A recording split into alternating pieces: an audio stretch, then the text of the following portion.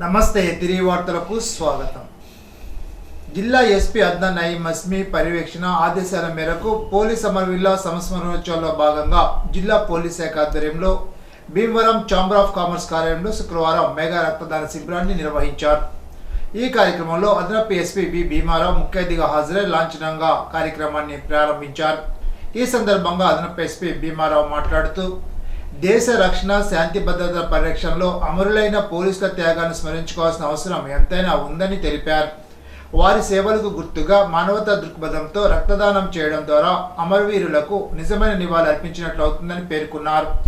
అమరవీరుల త్యాగస్ఫూర్తిని గుర్తు చేసుకోవడంతో పాటు అత్యవసర సమయాల్లో ప్రాణాలు కాపాడేందుకు ఉపయోగపడే రక్తాన్ని సేకరించడమే లక్ష్యంగా ఈ సామాజిక సేవా కార్యక్రమాన్ని నిర్వహించినట్లు అదనపు ఎస్పీ తెలిపారు. రక్తదాతలకు పండ్లు పానీయాలతో పాటు ధృవీకరణ పత్రాలు అందజేశారు.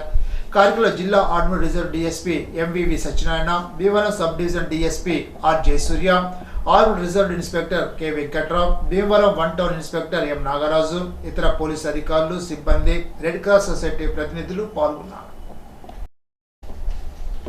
పోలీస్ అమరవీరుల సంస్మరణ దినోత్సవాల్లో 2025లో భాగంగా పశ్చిమ గోదావరి జిల్లా పోలీస్ శాఖ ఆధ్వర్యంలో శుక్రవారం Bhimavaram DNR college of education కళాశాల ప్రాంగణంలో ఓపెన్ హౌస్ కార్యక్రమాన్ని ఘనంగా నిర్వహించారు.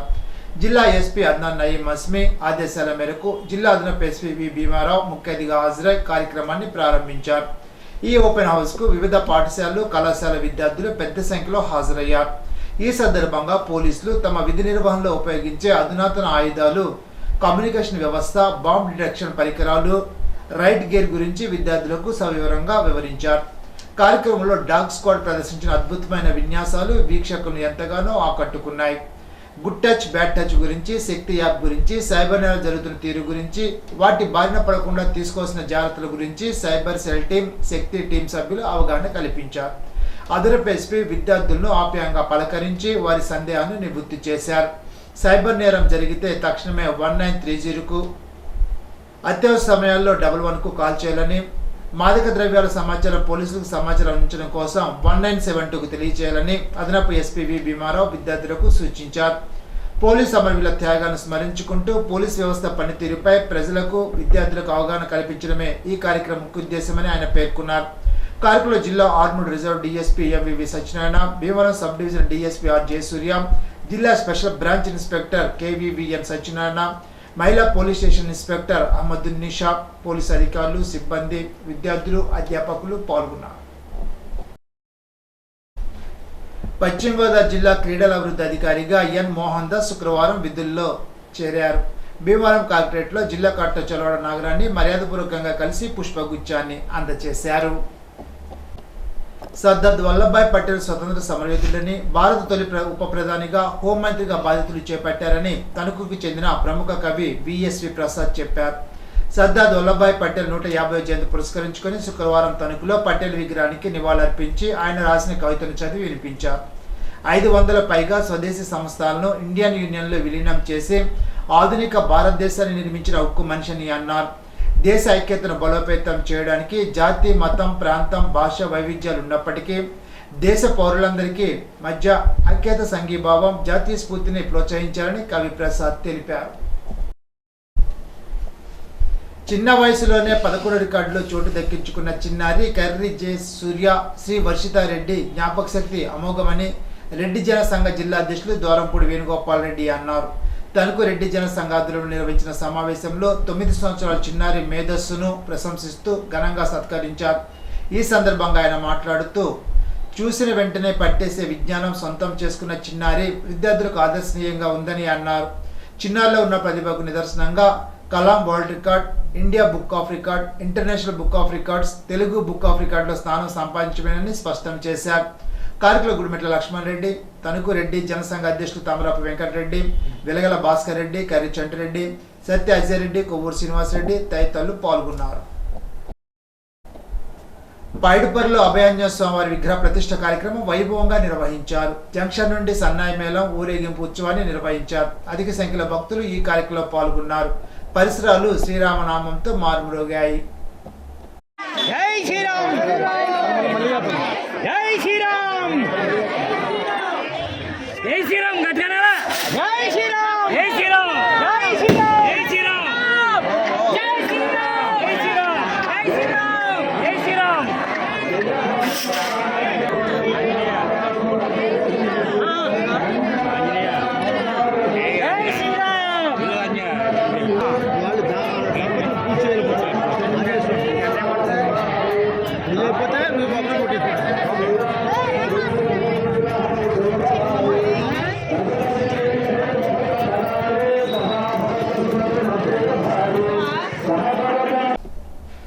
రాష్ట్ర జనవరుల శాఖ మంత్రి నిమ్మల రామానాయుడు పర్యటన కార్యక్రమంలో భాగంగా పాలకొల్లు మండలం దగ్గులూరులో తుఫాన్ ప్రభావ నేపథ్యంలో చేనేత కుటుంబాలకు 50 కేజీల బియ్యం నిత్యావసర సరుకులు అందజేశారు. మధ్యాహ్నం కనకాయలంకలో జరిగే కార్యక్రమంలో పాల్గొన్నారు.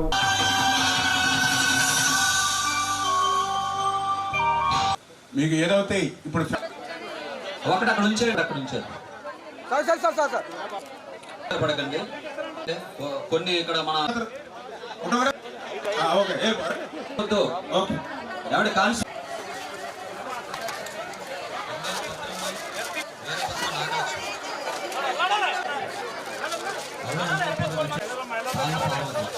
ఉన్నారమ్మా. ఓకే అందరికీ కూడా వేరే షాపుల ద్వారా రేషన్ కార్డు ఒకటి పెట్టాలి సార్. ఇప్పుడు తూర్పుగోదావరి జిల్లా వార్తలు.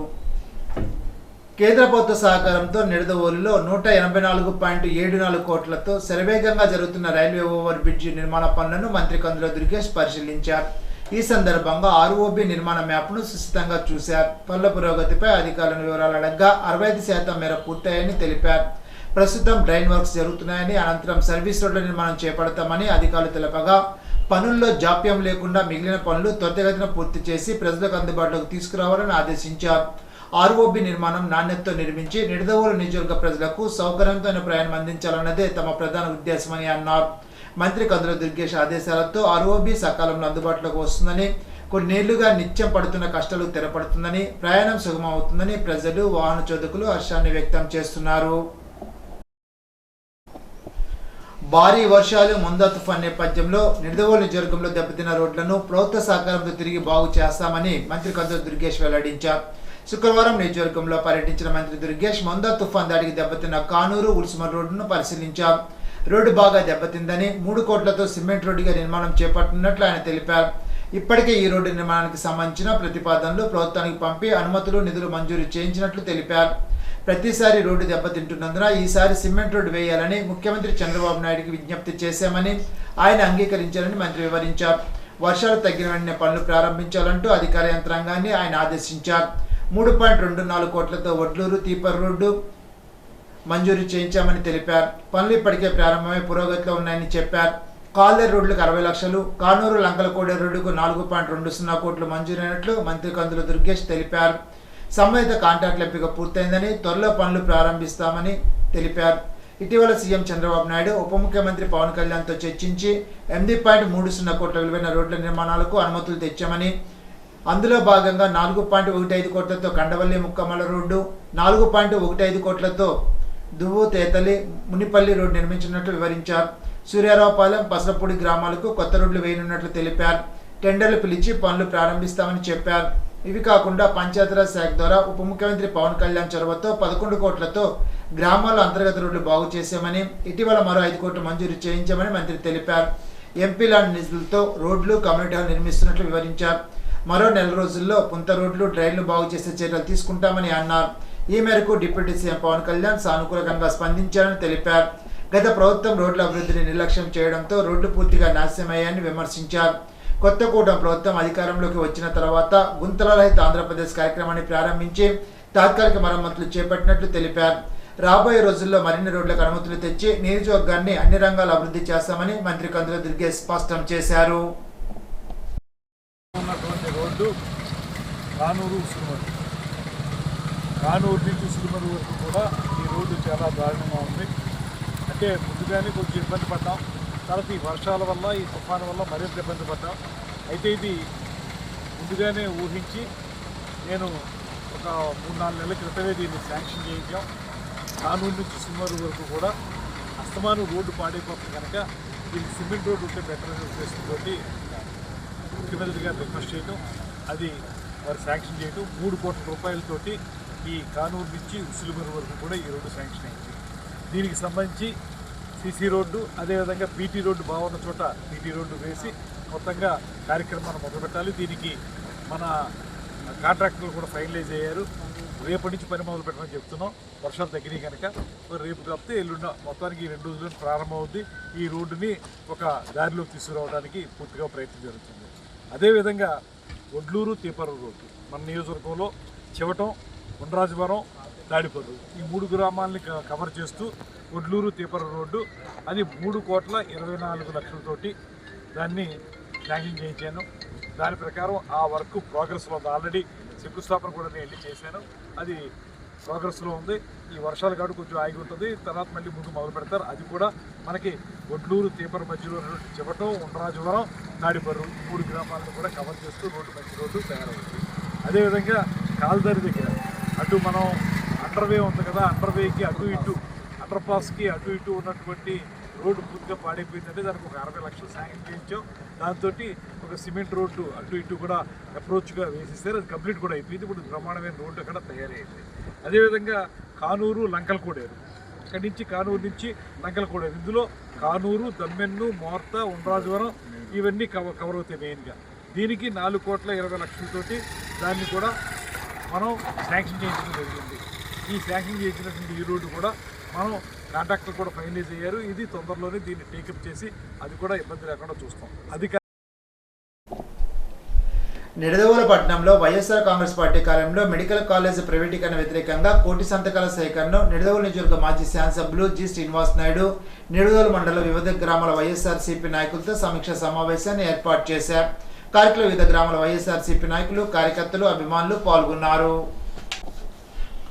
మొందా తుఫాను ప్రభావం వల్ల నష్టపోయిన రైతాంగానికి ప్రజలకు కూటమి ప్రభుత్వం అన్ని విధాలుగా తోడ్పాటు అందించడం జరుగుతుందని శాసనసభ్యులు ముప్పడి వెంకటేశ్వరరావు, ఆర్డీఓ రాణి సుస్మితలు పేర్కొన్నారు.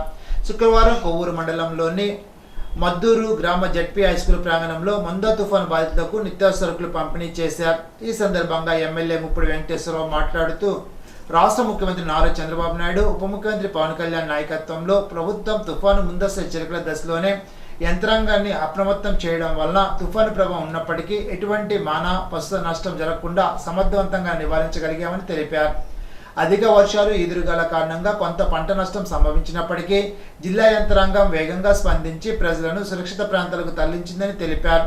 విద్యుత్ స్తంభాలు, చెట్లు కూలిన ప్రాంతాల్లో తక్షణ చర్యలు తీసుకోవడం ద్వారా భారీ నష్టాన్ని నివారించడమే కాకుండా విద్యుత్ సరఫరా పునరుద్ధరణ పనులు యుద్ధపాధిపైన చేపట్టినట్లు తెలిపారు.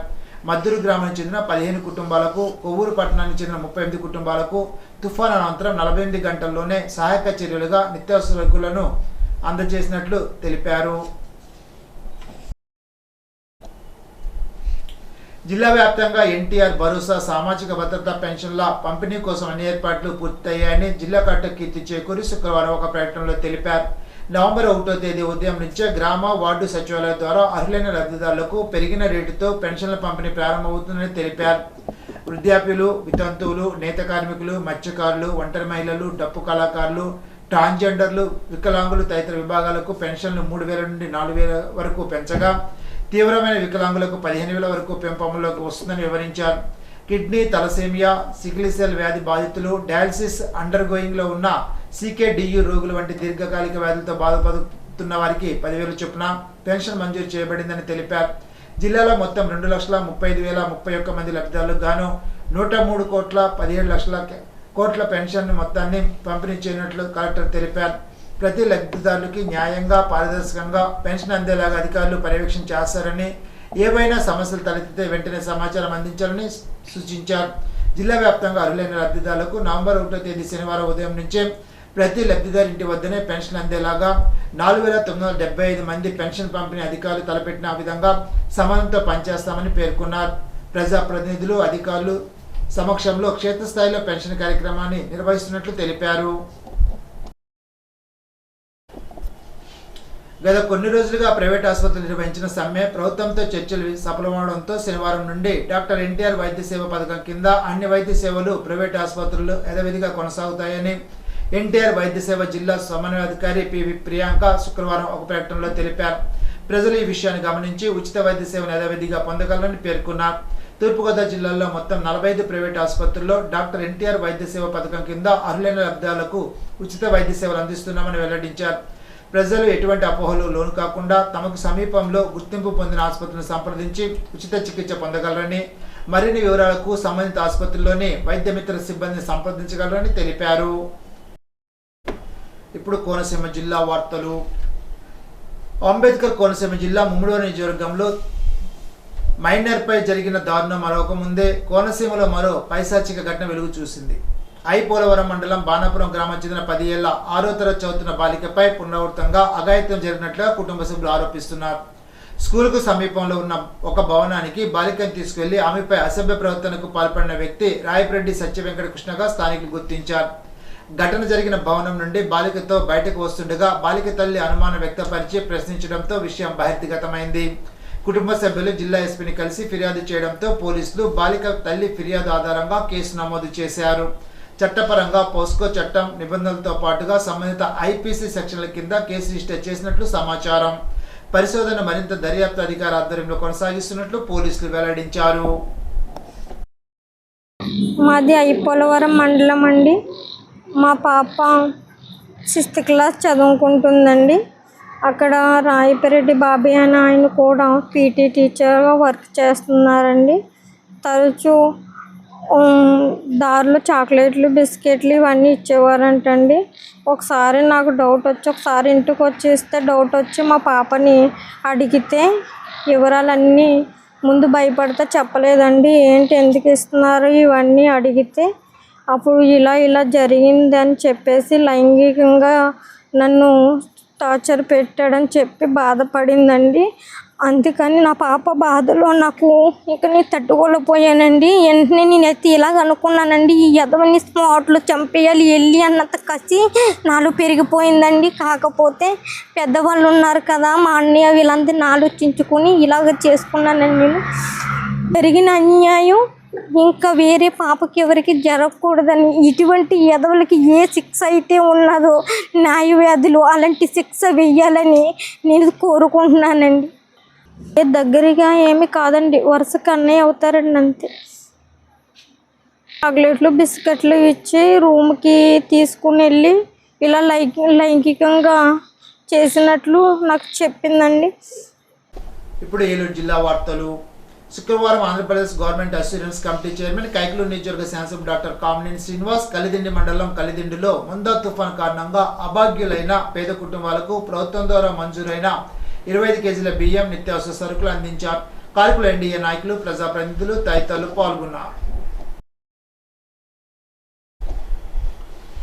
కార్మికుల పక్ష నిరంతర పోరాటాలు నిర్వహిస్తూ కార్మిక గొంతుగా ఏఐటీసీ నిలుస్తోందని సిపిఐ రాష్ట్ర కార్యవర్గ సభ్యులు డేగా ప్రభాకర్ పేర్కొన్నారు. భారత communist party CPI Eluru area సమితి ఆధ్వర్యంలో ఏఐటీసీ 106వ వ్యవస్థాపక దినోత్సవం వివిధ ప్రాంతాల్లో ఘనంగా నిర్వహించారు. 16వ డివిజన్లో సిపిఐ రాష్ట్ర కార్యవర్గ సభ్యులు Dega Prabhakar, RTC license porter union వద్ద అధ్యక్షులు తమ్మిశెట్టి రమణయ్య, ఏరియా కార్యాలయం వద్ద డేగా ప్రభాకర్ ఏఐటీసీ పథకాలు ఆవిష్కరించారు. కార్మికుల ముఖ్య అతిథిగా పాల్గొన్న డేగా ప్రభాకర్ మాట్లాడుతూ దేశంలో కార్మిక సంఘాల నిర్మాణానికి దిశానిర్దేశం చేసింది ఏఐటీసీ అని అన్నారు. దేశంలో ఏఐటీసీ ఆవిర్భవించి 105 సంవత్సరాలు పూర్తి చేసుకుని 106వ సంవత్సరంలో అడుగు పెడుతున్న సందర్భంగా కులాలకు మతాలకు అతీతంగా కార్మికులందరూ వ్యవస్థాపక దినోత్సవాన్ని ఘనంగా నిర్వహించుకుంటున్నారని తెలిపారు. మోతీలాల్ నెహ్రూ, లాలా లజపతి రాయ్, ఎస్ఏ డాంగే, సింగారవేల్ చెట్టియార్ వంటి జాతీయ నాయకత్వ కార్మికుల పక్షాన నిలబడి వారికి హక్కులు సాధించడం కోసం పోరాడుతూ ఈ కార్మిక సంఘాన్ని ఏర్పాటు చేయడానికి పెద్ద ఎత్తున కృషి చేశారని తెలిపారు.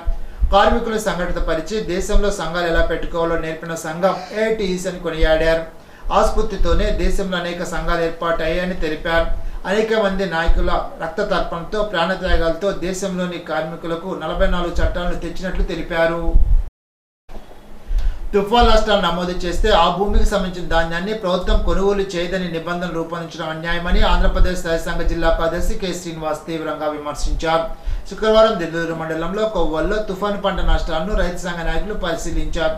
ఈ సందర్భంగా కె శ్రీనివాస్ మాట్లాడుతూ తుఫాన్ అన్నదాతలకు నష్టాన్ని మిగిల్చిందని ఆవేదన వ్యక్తం చేశారు. ప్రతి రైతును ఆదుకుంటామని చెప్పిన ప్రభుత్వం ఆచరణలో పంట నష్టాల నమోదులో అనేక నిబంధనలు పెట్టడం, రైతులను కౌలు రైతులను ఇబ్బందులు గురి చేయడం తగదని అన్నారు. పంట నష్టాల నమోదు ఎన్యూమరేషన్ నిబంధనలు సడలించాలని కోరారు. దేవాలయ కౌలు రైతు కట్ట కృష్ణ మాట్లాడుతూ దేవాలయ భూములకు ముందే కౌలు చెల్లించామని, తుఫాను వల్ల నష్టపోయామని, కాబట్టి దేవాలయ భూముల కౌలు రద్దు చేసి పంట నష్ట పరిహారం ఇచ్చి ఆదుకోవాలని కోరారు. కార్యక్రమంలో పలువురు రైతులు, కౌలు రైతులు పాల్గొన్నారు. ప్రజలు ఎన్నుకున్న ప్రభుత్వాలే కార్మిక వర్గ హక్కులన్నీ హరిస్తున్న నేపథ్యంలో కార్మిక చట్టాల రక్షణ కోసం సమరశీల ఉద్యమాలకు కార్మిక సన్నద్ధం కావాలని ఐఎఫ్టియు రాష్ట్ర ఉపాధ్యక్షులు ఎం వెంకటేశ్వర్లు పిలుపునిచ్చారు. నవంబర్ 1, 2, 3, 4 తేదీల్లో ఏలూరులో జరిగే రాష్ట్ర రాజకీయ తరగతులు రాష్ట్ర జనరల్ కౌన్సిల్ సమావేశాల నిమిత్తం ప్రచార కార్యక్రమాన్ని ఆయన ప్రారంభించారు. కార్మిక వర్గం పోరాడి సాధించుకున్న సౌకర్యాలు, హక్కులు అసనం జరుగుతున్న పరిస్థితుల్లో కార్మికులు సమరశీల పోరాటాలకు సిద్ధం కావాలని పిలుపునిచ్చారు. ఆ లక్ష్యంలో జరుగుతున్న రాజకీయ క్లాసులను జయప్రదం చేయాలని విజ్ఞప్తి చేశారు. కార్మికుల ఇఫ్ట్యూ రాష్ట్ర సహాయ కార్యదర్శి వెంకటేశ్వరరావు, జిల్లా ప్రధాన కార్యదర్శి బద్ద వెంకట్రావు, సీనియర్ నాయకులు బి సోమయ్య, శ్రీనివాసరావు, రమణ, విజయలక్ష్మి నాయుడు, రామకృష్ణ తదితరులు పాల్గొన్నారు. ఈనాటి బంగారు మాట. అనునిత్యం సంతోషంగా ఉండగలిగే వారే ఇతరులను ఆనందంగా ఉంచగలుగుతారు. అన్నే ఫ్రాంక్. ఈ వార్త ఇంతటితో సమాప్తం. తిరిగి బిజినెస్ లో కలుసుకుందాం. అంతవరకు సెలవు. నమస్కారం.